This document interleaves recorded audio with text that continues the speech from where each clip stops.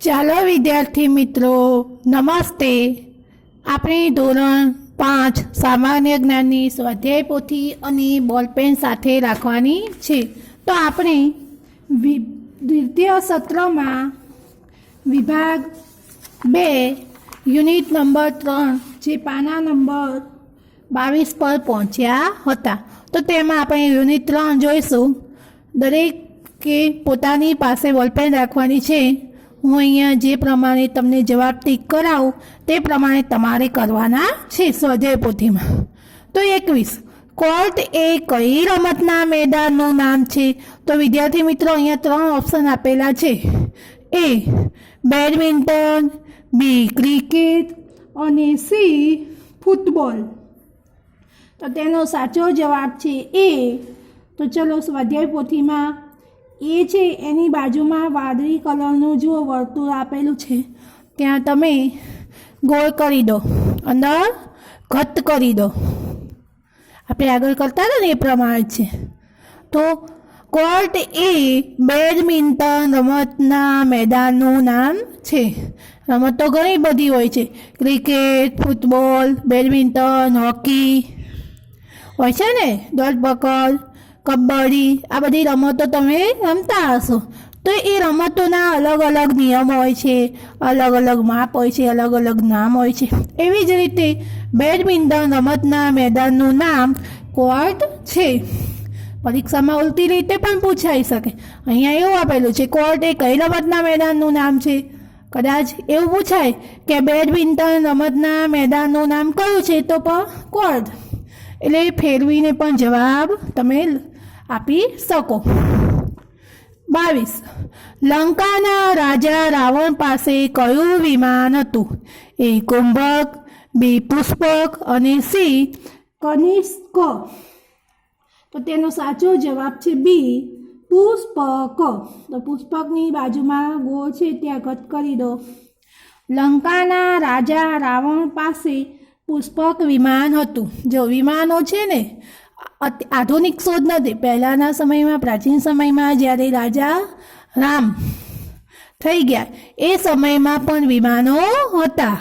અને રાજા રાવણ અને રામ વચ્ચે યુદ્ધ થયું હતું. એ બધી તમે વાર્તાઓ સાંભળેલી હશે. રામાયણ આપણો પ્રાચીન ગ્રંથ છે. તો તમે ટીવીમાં પણ રામાયણ સિરિયલ જોયેલી હશે. તો એમાં રાજા રાવણ છે એ અસુર હતો અને તેને સીતા માતાનું હરણ કર્યું હતું. આ બધી માહિતીથી તમે પરિચિત છો, બરાબર. આગળ 23, ઝીબ્રા દુનિયાના કયા ખંડમાં જોવા મળતું પ્રાણી છે? એ એશિયા, બી ઓસ્ટ્રેલિયા, સી આફ્રિકા. તો આ ત્રણેયમાંથી સાચો જવાબ છે સી આફ્રિકા. તો અહીંયા કટ કરી દો. ઝીબ્રા દુનિયાના આફ્રિકા ખંડમાં જોવા મળતું પ્રાણી છે. અને કદાચ એવું પૂછાય કે આફ્રિકા ખંડમાં જોવા મળતું પ્રાણી કયું છે? તો ઝીબ્રા. આવડે કે ના આવડે? આવડે ને વિદ્યાર્થી મિત્રો? આવડે જ તે. આગળ, પીળા અને વાદળી રંગના મિશ્રણથી કયો રંગ બને છે? લીલો, લાલ કે ગુલાબી? તો અહીંયા ત્રણેયમાંથી સાચો જવાબ છે લીલો. એ અહીંયા કટ કરી દઈશું આપણે. પીળા અને વાદળી રંગના મિશ્રણથી પીળો અને વાદળી રંગ બંને ભેગો કરીએ એટલે લીલો રંગ બને. આગળ 25, ચંદ્રગ્રહણ સમયે સૂર્ય, ચંદ્ર અને પૃથ્વીમાંથી કયો અવકાશી પદાર્થ વચ્ચે હોય છે? એ સૂર્ય, બી પૃથ્વી, સી ચંદ્ર. તો આ ત્રણેયમાંથી સાચો જવાબ છે બી પૃથ્વી. ચંદ્રગ્રહણ સમયે સૂર્ય, ચંદ્ર અને પૃથ્વીમાંથી પૃથ્વી અવકાશી પદાર્થ વચ્ચે હોય છે. હવે સામે જોઈએ આપણે પાના નંબર 23 પર. 26મો, અંબાજી પાસેના કુંભારિયાના જૈન મંદિરો કોણે બંધાવ્યા હતા? વિમલ શાહ, બી વસ્તુપાળ, સી તેજપાળ. તો સાચો જવાબ છે એ વિમલ શાહે. અંબાજીમાં કુંભારિયાના જૈન મંદિરો આવેલા છે.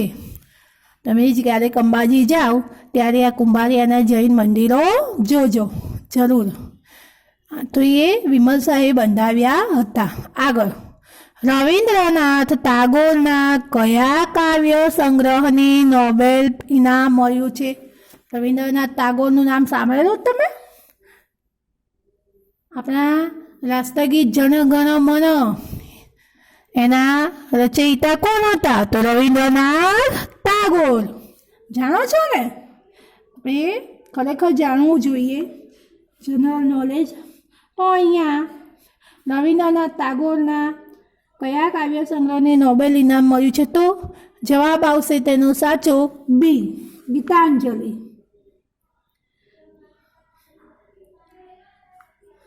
રવિન્દ્રનાથ ટાગોરના ગીતાંજલિ કાવ્ય સંગ્રહને નોબેલ ઇનામ મળ્યું છે. અથવા એવું પૂછાય, ગીતાંજલિ કાવ્ય સંગ્રહ ને ગીતાંજલિ કાવ્ય સંગ્રહ છે એ કોણે રચ્યો હતો? તો રવિન્દ્રનાથ ટાગોર. આગળ, દેડકો કયા વર્ગનું પ્રાણી છે?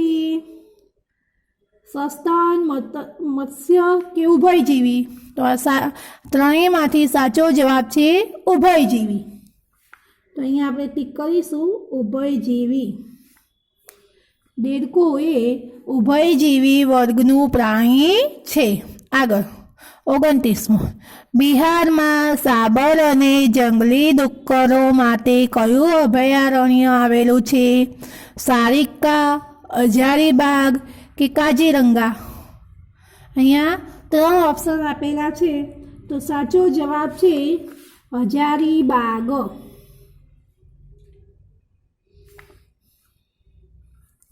બિહારમાં સાબર અને જંગલી ડુક્કરો માટે હજારીબાગ અભયારણ્ય આવેલું છે. અભયારણ્ય એટલે શું? તમારે આસપાસ વિષયમાં આવતું. અભય એટલે બીક વિના, અને અરણ્ય અભય વત્તા અરણ્ય. અરણ્ય એટલે જંગલ. જે જંગલમાં પ્રાણીઓ નિર્ભયતાથી બીક વિના હરી શકે, ફરી શકે, ચરી શકે તેને અભયારણ્ય કહે છે. જે જંગલમાં પ્રાણીઓ નિર્ભયતાથી હરી શકે, ફરી શકે, ચરી શકે તેને અભયારણ્ય કહે છે. તો બિહારમાં સાબર અને જંગલી ડુક્કરો માટે હજારીબાગ અભયારણ્ય આવેલું છે. આગળ 30મો, કોપરેલ શેમાંથી બને છે? તો એનો એ છે મગફળી, બી તલ, સી નારિયેળ. તો ત્રણેયમાંથી સાચો જવાબ છે સી નારિયેળ. કોપરેલ નારિયેળમાંથી બને છે. હવે યુનિટ 3 પૂરો થઈ ગયો. યુનિટ 4 પર પહોંચ્યા છીએ આપણે. તો એમાં 31મો નંબર, શેરડીના કૂચામાંથી શું બનાવી શકાય? એ કાગળ, બી રબર, સી પ્લાસ્ટિક? તો આ ત્રણેયમાંથી સાચો જવાબ છે એ કાગળ. શેરડીના કૂચામાંથી કાગળ બનાવી શકાય. આગળ 32મું, ચલણી નોટોનો કાગળ ક્યાં બને છે? આપણે જે નોટો વાપરીએ છીએ ને, ઉપયોગ કરીએ છીએ જે નોટોનો, એનો કાગળ ક્યાં બને છે? રૂપિયા જે 10ની નોટ, 50ની નોટ, 20ની નોટ, તો એ નોટો છે એનો કાગળ ક્યાં બને છે? તો એ નાસિક, બી હોશંગાબાદ અને સી બારેજરી. તો તેનો સાચો જવાબ છે બી હોશંગાબાદ. ચલણી નોટોનો કાગળ હોશંગાબાદ બને છે. આગળ 33મું, જનનીની જોડ સખી નહીં જડે રે લોલ. આ કાવ્ય પંક્તિ કયા કવિએ લખી છે? તો અહીંયા એ છે કલાપી, બી ખબરદાર, સી બોટાદ કર. તો તેનો સાચો જવાબ છે સી બોટાદ કર. જનની એટલે માતા. આ સરસ મજાની કવિતા છે. તમે આગળના ધોરણમાં જશો એટલે આ કવિતા આવશે. તો જનનીની જોડ સખી નહીં જડે રે લોલ, આ કાવ્ય પંક્તિ બોટાદકર કવિએ લખી છે. આગળ 34મો. તમારી પાછળ રોજ સિપાઈ આવે, ઉખાણાનો ઉત્તર શું? એ કલાપી એ ચોર, બી પડછાયો, સી નારિયેળ. ત્રણેયમાંથી સાચો જવાબ છે બી પડછાયો. તમારી પાછળ રોજ સિપાઈ આવે, ઉખાણાનો ઉત્તર પડછાયો છે. આગળ 35મો. આર પાર જોઈ શકાય તેવું એટલે કેવું? અપારદર્શક, સૂક્ષ્મદર્શક કે પારદર્શક. તો ત્રણેયમાંથી તેનો સાચો જવાબ છે પારદર્શક. આર પાર જ્યારે જોઈ શકો તેને અપારદર્શક કહી શકાય, અને આર પાર ન જોઈ શકાય તેને અપારદર્શક કહેવાય. તો આર પાર જોઈ શકાય તેવું એટલે પારદર્શક. આગળ ઝીણાભાઈ રતનજી દેસાઈનું તખલ્લો શું? તો એ સુંદરમ, બી સ્નેહરશ્મિ, સી સ્વપ્નસ્થ. તો આ ત્રણેયમાંથી સાચો જવાબ છે બી સ્નેહરશ્મિ. ઝીણાભાઈ રતનજી દેસાઈનું તખલ્લુસ સ્નેહરશ્મિ છે. આગળ 37મું. ધૂળમાની પગલીઓ પુસ્તકના લેખક કોણ? ચંદ્રકાંત મહેતા, ચંદ્રકાંત ઠક્કર કે ચંદ્રકાંત શેઠ. તો આ ત્રણેયમાંથી સાચો જવાબ છે સી ચંદ્રકાંત શેઠ. તો અહીંયા આપણે ટીક કરીશું. ધૂળમાની પગલીઓ પુસ્તકના લેખક ચંદ્રકાંત શેઠ છે. આગળ ઇઝરાયલની રાષ્ટ્રીય ભાષા કઈ છે? જો દરેક દેશની રાષ્ટ્રીય ભાષા અલગ અલગ હોય છે. આપણા ભારતની રાષ્ટ્રભાષા હિન્દી, અમેરિકાની અંગ્રેજી, એવી જ રીતે ઇઝરાયલની રાષ્ટ્રીય ભાષા કઈ છે? તો અહીંયા આપેલી છે એ છે હિબ્રુ, બી અરબી અને સી અંગ્રેજી. તો તેનો સાચો જવાબ છે એ હિબ્રુ.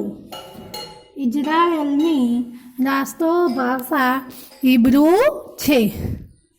આગળ બાળ ગંગાધર તિલકે કયું વર્તમાન પત્ર શરૂ કર્યું હતું? એ કેસરી, બી મરાઠા, સી યાહોમ. આ ત્રણેયમાંથી સાચો જવાબ છે એ કેસરી. બાળ ગંગાધર તિલક છે એ આપણા રાષ્ટ્રીય દેશ નેતા હતા, જે જહાલવાદી નેતા તરીકે ઓળખાતા હતા.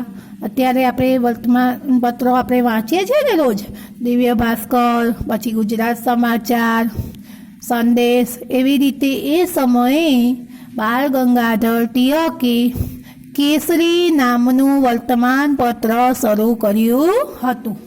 હવે નંબર 40.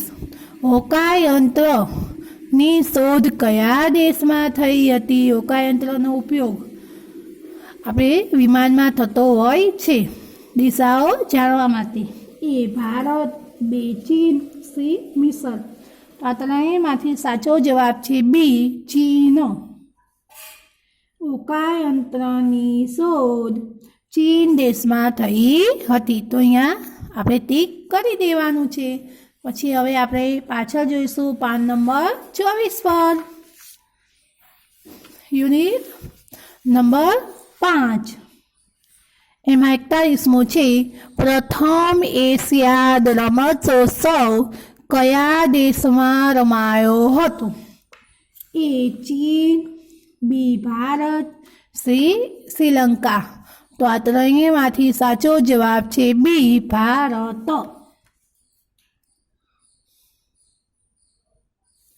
પ્રથમ એશિયાડ રમતોત્સવ ભારત દેશમાં રમાયો હતો. 42મું, બ્લેક બોક્સ દ્વારા કોના અકસ્માતનું કારણ જાણી શકાય છે? અહીંયા ઓપ્શન આપેલા છે. એ છે રોકેટ, બી ટ્રેન, સી વિમાન. તો ત્રણેયમાંથી સાચો જવાબ છે સી વિમાનો. તો અહીંયા ટીક કરીશું આપણે. બ્લેક બોક્સ દ્વારા વિમાન અકસ્માતનું કારણ જાણી શકાય છે. આગળ 43મું, ભારત અને ચીન વચ્ચેની સરહદ રેખાનું નામ શું છે? તો અહીંયા એ છે મેકમોહન, બી છે દિગ્મોહન અને સી હરમોહન. તો તેનો સાચો જવાબ છે એ મેકમોહન. તો અહીંયા ટીક કરી દઈશું આપણે. ભારત અને ચીન વચ્ચેની સરહદ રેખાનું નામ મેકમોહન છે. આગળ 44મું, ખેરના વૃક્ષમાંથી શું બને છે? ખેર એ વૃક્ષનું નામ છે. વૃક્ષના જુદા જુદા નામ હોય છે. શાક, સાલ, સીસમ, પછી શંકુદ્રુમ, શાક, સાલ, સીસમ, ખાખરો, લીમડો, પીપળો, આ બધા વૃક્ષોના નામ છે. તો એના વૃક્ષો, જો દરેક વૃક્ષ કંઈક ને કંઈક રીતે ઉપયોગી હોય જ. તે દરેક વૃક્ષો આપણને ઘણી રીતે ઉપયોગી, લાકડું આપે છે, પછી રણને આગળ વધતો અટકાવે છે, પછી જમીનનું ધોવાણ અટકાવે છે, વરસાદ લાવવામાં મદદરૂપ થાય છે, ફળ, ફૂલ, લાકડું વગેરે આપે છે, શાકભાજી આપે છે. આમ આપણને વૃક્ષો ઘણી રીતે ઉપયોગી છે. તો અહીંયા ખેરના વૃક્ષમાંથી શું બને છે? એ ગુંદર, બી લાખ, સી કાથો. તો તેનો સાચો જવાબ છે સી કાથો. કાથો છે એ પાન, તમે પાન ખાવ છો ને, મીઠું પાન, એ પાનની અંદર એનો ઉપયોગ થતો હોય છે. ક્યારેક તમને મોં આવી ગયું હોય ને, તો પહેલાં છે ને તમારા મમ્મી શું કરે, પાનવાળાની દુકાનેથી કાથો મંગાવી દે અને પછી કાથો તમને લગાવે જીભે, એટલે તમને મોં આવ્યું હોય તો તરત જ મટી જાય. એ ખેરના વૃક્ષમાંથી બને છે. તો એ કાથો. આગળ, મુંબઈમાં શરૂ થયેલ પ્રથમ હોસ્પિટલનું નામ શું છે? A Birla hospital, B Taj hospital, C Saint George hospital. તો આ ત્રણેયમાંથી સાચો જવાબ છે સી સેન્ટ જ્યોર્જ હોસ્પિટલ. તો અહીંયા ટીક કરીશું. મુંબઈમાં શરૂ થયેલ પ્રથમ હોસ્પિટલનું નામ સેન્ટ જ્યોર્જ હોસ્પિટલ છે. જો મુંબઈમાં સૌ પહેલાં મુંબઈમાં જે હોસ્પિટલ શરૂ થયેલી એ હોસ્પિટલનું નામ સેન્ટ જ્યોર્જ હોસ્પિટલ છે. હોસ્પિટલોથી તો તમે પરિચિત છો ને? ઘણી બધી હોસ્પિટલો હોય છે. આપણે દ્વારકાની જ વાત કરીએ તો સંતોકબા હોસ્પિટલ, પછી આયત હોસ્પિટલ, પુંજારા, પછી સામવેદ હોસ્પિટલ, ઘણી બધી હોસ્પિટલો છે ને. આગળ હવે એ સિવાય જોવા જઈએ તો જીવનદીપ હોસ્પિટલ, જીવન જ્યોત હોસ્પિટલ, આમ ઘણી બધી હોસ્પિટલો હોય છે. 46મું, પ્રાચીન નાલંદા વિદ્યાપીઠ કયા રાજ્યમાં આવેલી હતી? એ બિહાર, બી બંગાળ અને સી ઓરિસ્સા. તો તેનો સાચો જવાબ છે એ બિહાર. પ્રાચીન નાલંદા વિદ્યાપીઠ બિહાર રાજ્યમાં આવેલી હતી. પહેલાં જો તક્ષશિલા, નાલંદા આ બધી વિદ્યાપીઠો હતી, જ્યાં આગળ અત્યારે તમે અભ્યાસ કરવા આવો છો ને, પહેલાંના સમયમાં આ વિદ્યાપીઠો પણ ત્યાં મોટા મોટા વિદ્યાર્થીઓ ભણવા આવતા હતા, એ વિદ્યાપીઠમાં અભ્યાસ કરવા માટે આવતા હતા. આપણે એવી આ વિદ્યાપીઠનું નામ છે, નાલંદા તક્ષ એ વિદ્યાપીઠ છે. પછી વલભી. આગળ, કુહાડી કયા સિદ્ધાંત પર કાર્ય કરે છે? એ ઉચ્ચાલનના, બી ફાચરના, સી ધારના. તો આ ત્રણેયમાંથી સાચો જવાબ છે બી ફાચરના.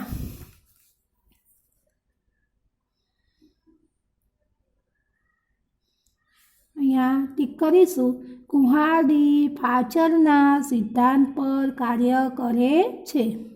કુહાડી એક હથિયાર છે.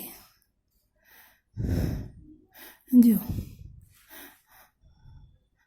દરેક હથિયાર હોય છે એ પણ પોતાના દરેકના સિદ્ધાંતો અલગ અલગ હોય છે. એ સિદ્ધાંતના આધારિત કામ કરતું હોય છે.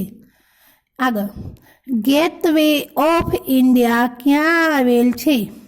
અહીંયા ઓપ્શન આપેલા છે. એ મુંબઈ, બી કોલકાતા, સી દિલ્હી. તો આ ત્રણેયમાંથી સાચો જવાબ છે એ મુંબઈ. અહીંયા ટીક કરીશું. ગેટવે ઓફ ઇન્ડિયા મુંબઈમાં આવેલ છે. આગળ, પ્રિયદર્શી અશોક કોનો પુત્ર હતો? એ ચંદ્રગુપ્ત, પછી બી બિંદુસાર, સી અજાતશત્રુ. તો આ ત્રણેયમાંથી સાચો જવાબ છે બી બિંદુસાર. અહીંયા ટીક કરીશું આપણે. પ્રિયદર્શી અશોક બિંદુસારનો પુત્ર હતો. આગળ, 50મું છે. ઋતુ સંહાર કાવ્યના કવિ કોણ છે? જો પહેલાંના સમયમાં ઘણા બધા કવિઓ થઈ ગયા, કાલિદાસ, ભારવી, ભવભૂતિ, આમ પછી તુલસીદાસ, આ બધા કવિઓ થઈ ગયા.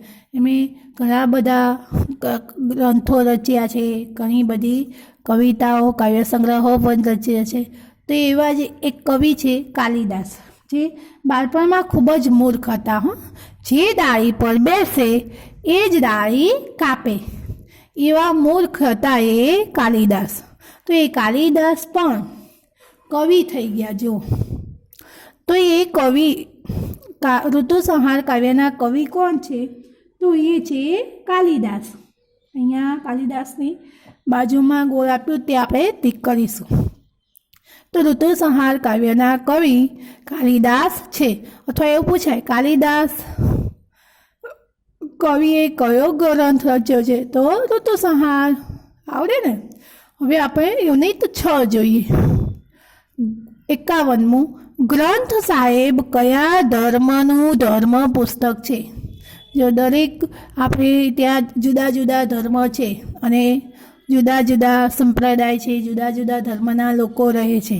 હિન્દુ ધર્મ, મુસ્લિમ ધર્મ, શીખ ધર્મ, પારસી ધર્મ, ઈસાઈ ધર્મ, આમ દરેક ધર્મના લોકો રહે છે હળીમળીને. તો એમના ધર્મ અલગ છે, એવી રીતે એમના પુસ્તકો પણ અલગ અલગ હોય છે. જેવી રીતે હિન્દુઓનું ધાર્મિક પુસ્તક ગીતા, મુસ્લિમોનું કુરાન, એવી જ રીતે બધાના ધાર્મિક પુસ્તકો અલગ અલગ હોય છે. તો અહીંયા આપેલું છે, ગ્રંથ સાહેબ એ કયા ધર્મનું ધર્મ પુસ્તક છે? યહૂદી, બી શીખ, સી હિન્દુ. તો ત્રણેયમાંથી સાચો જવાબ છે બી શીખ. તો અહીંયા ટીક કરીશું આપણે. ગ્રંથ સાહેબ એ શીખ ધર્મનું ધર્મ પુસ્તક છે. આગળ, 52, 4, 5 ને 10નો લસા કેટલો થાય? લસા એટલે લઘુત્તમ સામાન્ય અવયવ. આપણે લખી શકાય લસા, પણ બોલી શકાય લઘુત્તમ સામાન્ય અવયવ. તો 4 અહીંયા એ 10, બી 15 અને સી 20. તો એનો સાચો જવાબ છે સી 20. 4, 5 અને 10નો લઘુત્તમ સામાન્ય અવયવ 20 થાય છે. આગળ, 53મું, સાપના રહેઠાણને શું કહે છે? એ ભોણ, બી રાફડો, સી ગમાણ. તો ત્રણેયમાંથી સાચો જવાબ છે બી રાફડો.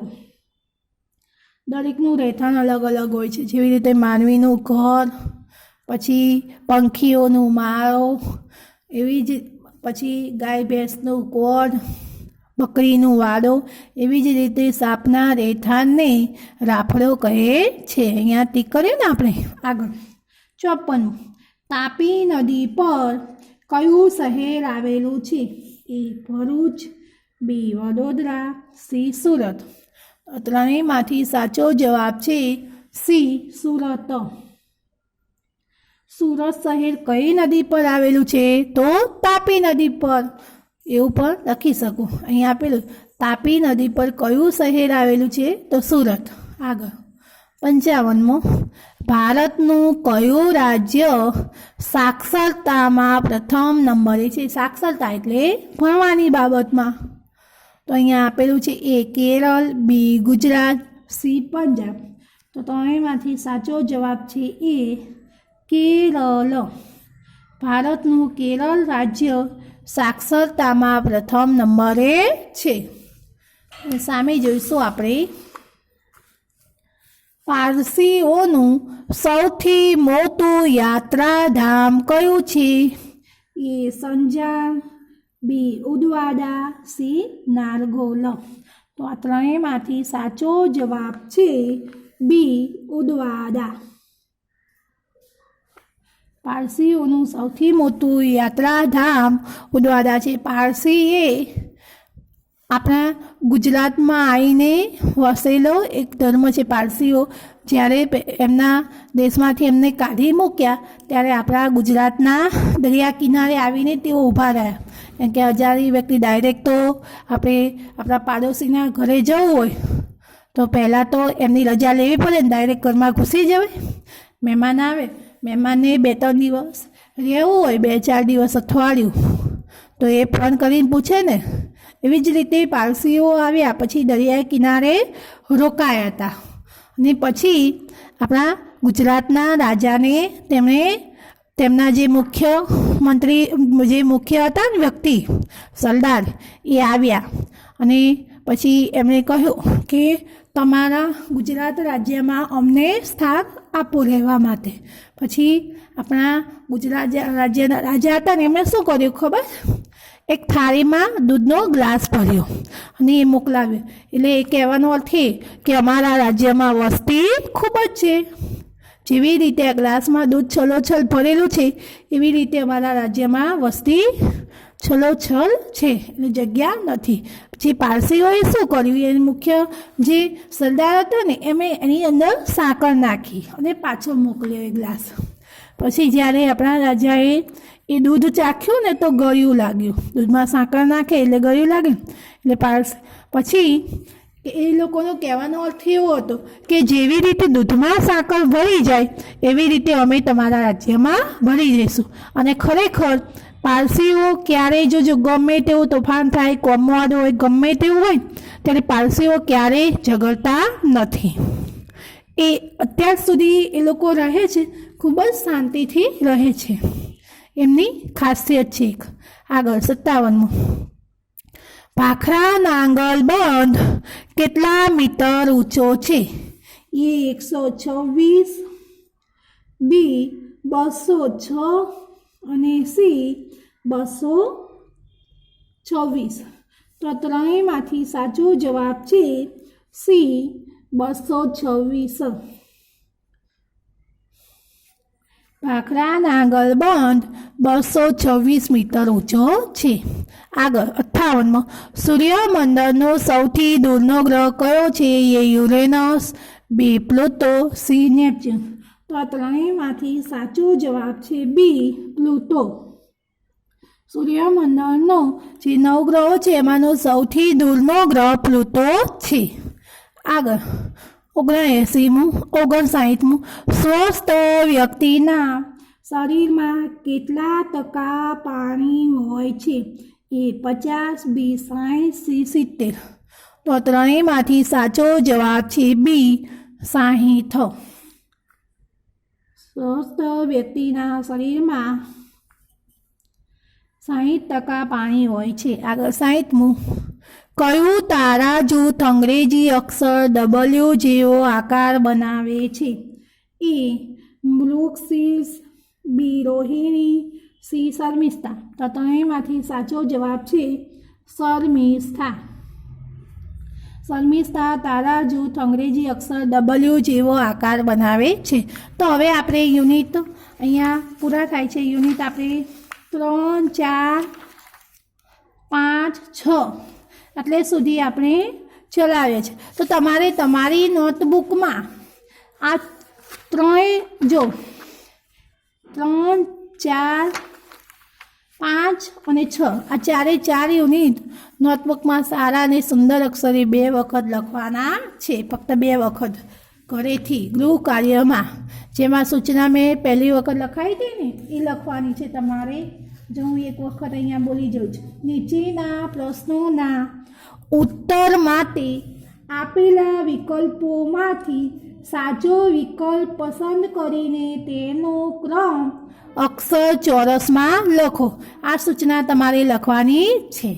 સ્વાધ્યાય પોથીમાં આપી છે એ લખવાની નથી, કારણ કે પરીક્ષામાં આ રીતે તમારે પેપરમાં પૂછાય છે. એટલે જે મેં સૂચના કહી એ લખવાની છે. પછી ક્રમ પ્રમાણે યુનિટ 6 સુધી લખવાના છે લેસનમાં.